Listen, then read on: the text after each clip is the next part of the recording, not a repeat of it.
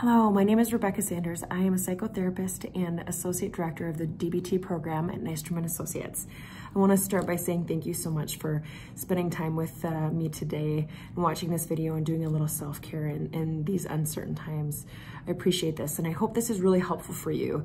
I'm going to be going through distress tolerance skills and these skills are really helpful for when we are noticing our emotions just getting really big, potentially taking over, or it can almost feel like we're in a crisis. I'm getting lots of reports from people about feeling anxiety and fear and just feelings of overwhelmingness, and that makes sense. I feel those at moments too. So hopefully this will help you. I'm going to start with the tip skill.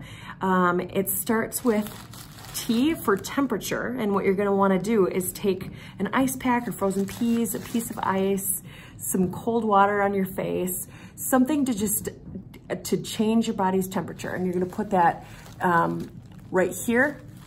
If you're taking ice or an ice pack over your eyes or on the inside of your wrist, that all goes, those are veins that go directly to our heart and they can help slow down that breathing. If you've got heart issues, I would suggest that you move on to the next part of the skill. But this is really, really effective and it works quickly. And so I love the temperature. If you can use ice to help if panic starts to set in, it's a great skill.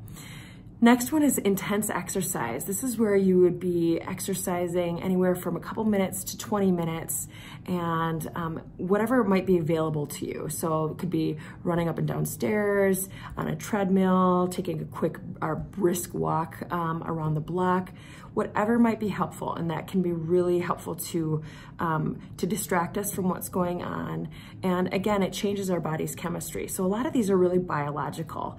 The next one is paced breathing. There's tons of research on your breath and paced breathing, and I think this is brilliant.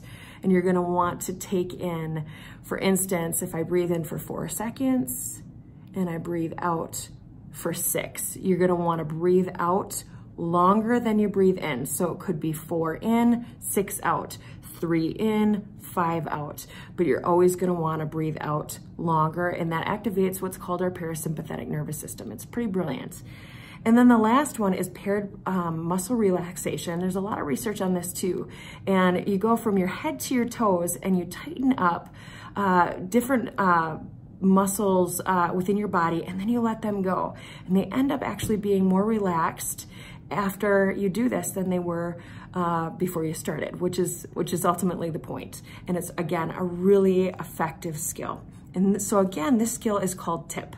The final thing I wanted to talk about today in these distress tolerance skills is my favorite skill of all. It's called radical acceptance. And I think in this time of uncertainty, when we don't have a ton of control over much of what's going on, this can be life-changing, and it really can give us freedom. And it's about, radical means wholly or fully being able to acknowledge and accept what the situation is that we're in, and maybe even acknowledging that we can't change it. Also acknowledging our feelings about that, and then trying to get to this point of truly recognizing it for what it is without fighting it. If we do notice ourselves fighting it, then we want to use a skill called turning the mind. And that is we want to do that with self-compassion, recognizing, oh, I'm having a hard time with this. Here we go. I'm going to try to turn the mind back to acceptance.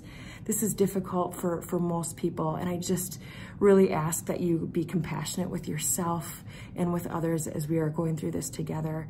Again, I so appreciate you, and I so appreciate you taking the time to do some self-care today. Thank you.